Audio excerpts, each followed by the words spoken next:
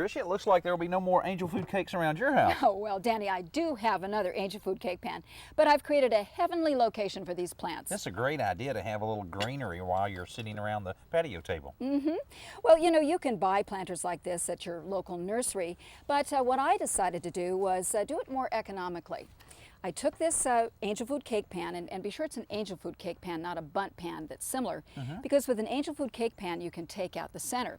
And what I did was I just took it apart, used a hacksaw, cut it off so that I could get the stand through that opening, and then also, just for safety purposes, I also took some tape and wrapped it around the raw edge. It's a good idea. Now, what about your selection of plants here? Well, I decided, because we're at a table, and of course we like to eat at this table, to fill it with some herbs. Okay, that's a great idea then, so that while you're having a salad or whatever, you can add to it. Absolutely. Wouldn't that be fun to be able to just snip off some herbs, just what felt good? And you know what? I am putting these in, and I don't think I'm going to keep them here a long time. So I didn't drill any holes in the bottom. But if you're going to be using the planter, this idea long term, you probably do want to drill some holes there because you don't want the plants to get waterlogged.